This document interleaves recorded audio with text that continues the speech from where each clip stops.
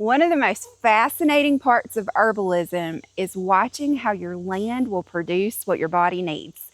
This is a concept that I never hear people talk about, and it's something that took me by complete surprise when I started working as an herbalist and growing and foraging medicinal plants.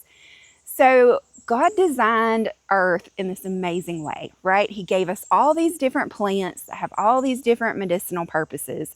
And we know for centuries, different cultures have used plants and herbs for medicinal reasons, and they've used different things for different reasons. And it worked because no matter where people lived, there was some sort of plant growing that became a remedy for what they experienced. So why is that? There is not a firm answer here, but I'm going to tell you what I've discovered here on my property. Once I started paying attention, I learned that I could almost figure out what was going on with the health of my family just by looking at what my land is producing. So there was this one time when my husband Josh was experiencing terrible stomach trouble. He had ulcers, and we were trying everything to help him get well, and nothing was working. I was giving him all the herbs. We even tried homeopathy. And around that time, I was out in the garden one day, and I noticed we just had like a carpet of this new weed growing everywhere. And it was tiny little blue and white flowers. And I'd just never seen this before. So I get out my phone and I use the Plant ID app and I look it up, and it was Speedwell.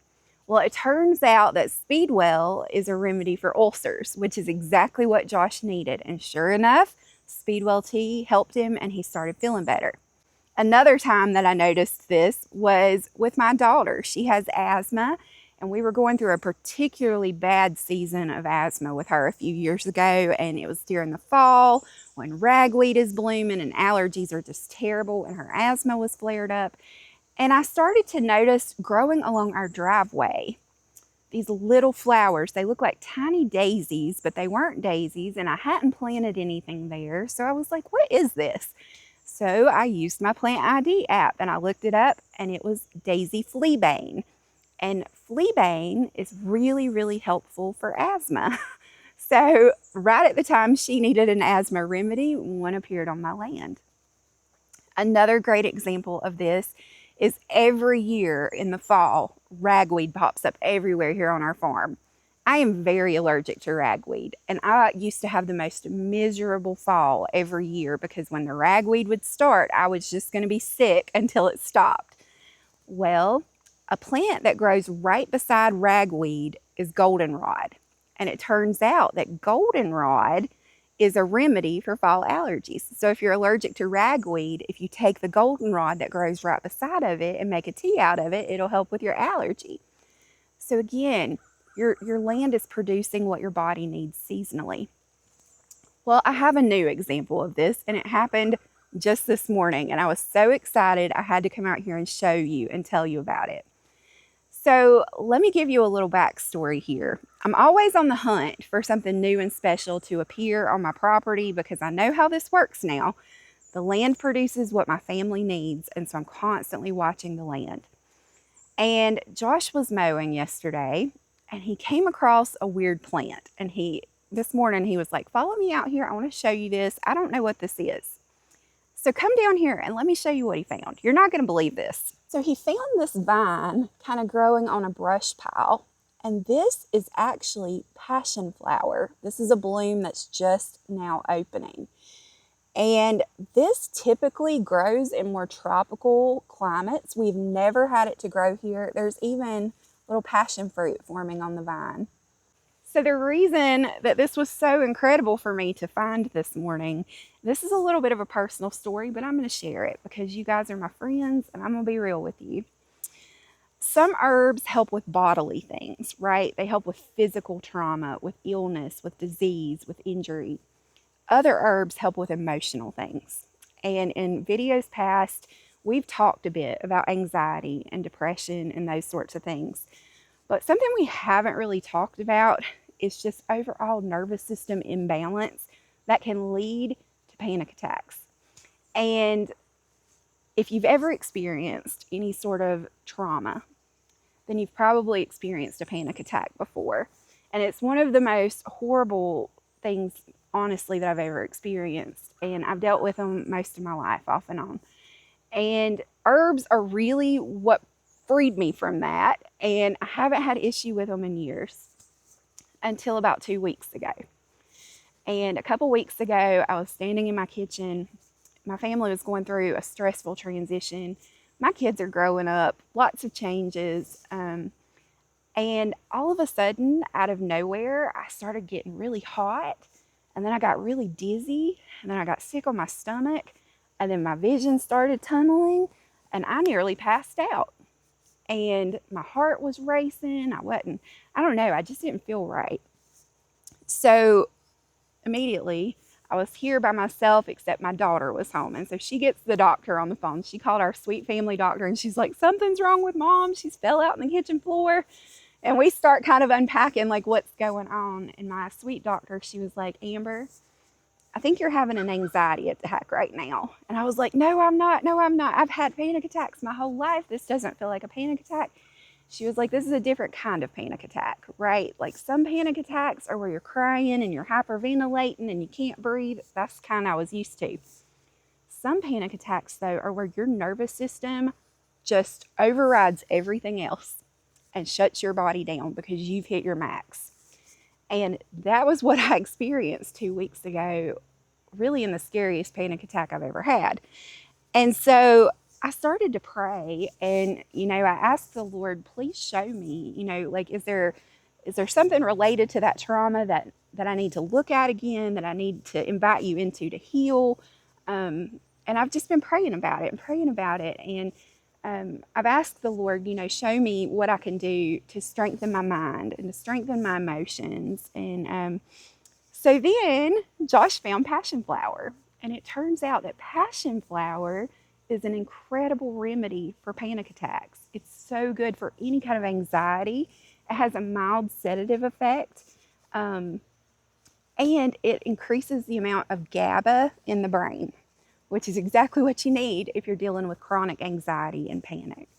So the big idea here is the kindness of God. And that is truly the lesson of all lessons. In herbalism, you can read every book. You can take every course. You guys, I have spent so much money and time on learning this stuff. I even enrolled in Integrative Health Practitioner Institute so I could better understand the body, so I could treat it better with herbs for my local patients. Like, I wanted to know how to do this the right way.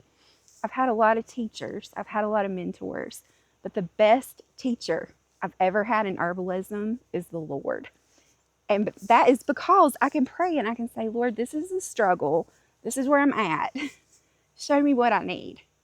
And the next day, my husband will find something while he's mowing, something like Passionflower that I have never heard of growing in North Carolina. And here it is. And it's just the kindness of God. He cares so much about us individually. And we miss that sometimes because we think, there's billions of people in this world. God is busy. He's seeing everybody. But I want to encourage you today. He sees you. He sees you personally, and he cares very much about what's going on in your life, in your body, in your emotions. And this is proof of it to me that he cared very much about what I'm going through right now. And he provided the Passionflower just in time because we're going on a big trip this weekend. And I wanted to tell you about that because we're actually going to document some of it for you. We are flying to Oregon, and Josh and I are going to be speaking at the Azure Standard Harvest Festival. And I'm going to be taking some tea blends with me. So if you're in the area, come see us, come say hello, grab a bag of tea. But I was a little nervous about this trip because of my recent spike in anxiety and that panic attack that I had a few weeks ago. And I'm already really nervous about flying. And so I was praying, like, Lord, help me get ready, prepare me. Like, I want to go into this with the right heart and the right spirit. And look what he did. He brought me Passionflower 3 days before I get on that plane. So we're going to harvest it. I'm going to take it inside and dry it. And we're going to use it as a tea. Now, Passionflower can be used as a tea. It can be used as a tincture, just like all the other herbal preparations we've talked about in the past. But because I'm short on time, I've only got 3 days, I'm going to dry this so I can use it as a tea. and I'm going to make a blend to take with me on my trip to sip if I'm feeling anxious. And if you struggle with anxiety, just know there's hope, and plants really make a difference. Like, it really does make a difference. And go outside. Here's the thing, if you stay inside watching videos, reading books, taking courses, you're never going to learn these lessons. The lessons that come from being on the land, asking the Lord to be your teacher, and then looking for things. You've got to notice. And so get outside, pay attention, be real intentional to know your land, know what's there, so you'll know when something new shows up. Most of all, I want to encourage you to grow something. Whether you forage something and growing wild like this passionflower, or whether you put seeds in the ground this fall for some herbs, I want to encourage you to grow something, because there are lessons, you guys, there are lessons. There are things that God teaches me through plants and through herbs I couldn't learn anyway else. So you can use all of the aerial parts of passionflower for teas and tinctures. That means leaves, stems, and flowers. I don't want to take this whole vine because I'm really excited about it, and I'm hoping that we'll get more flowers over time. But I am going to go ahead and take some of the leaves and just the few flowers that are already open. And we will put these in a tea blend. Let me show you what these leaves look like, because they're really interesting. So it's a 3-prong leaf, and they have a really unique shape. And then it grows on a vine, and the vine is putting off these little tendrils so it will cling to things. So this makes me think that this would be a good candidate to grow vertically if I were to plant some of this by seed, which is something I would like to try. But this is a new one for me. I've never grown this one, so it's such a gift from God that it grew wild here. So cool. And here's one of the flowers. It's not completely open, but you can kind of see how pretty that is. And did you know that passionflower actually got its name from Spanish missionaries? And they named it the passionflower after the Passion of the Christ, because when it's fully open, it looks like a crown inside. And it was kind of symbolic of the crown of thorns. And then the petals represent the disciples. And there was this whole little story the missionaries would tell to go along with passionflower. So kind of a neat spiritual history to this plant, and also a really neat medicinal one. So of course, it would be named after Christ, because he is our peace, and passionflower is the plant of peace. So we're just gonna harvest enough for some tea blends, but we don't want to take too much because I want to let this continue to grow.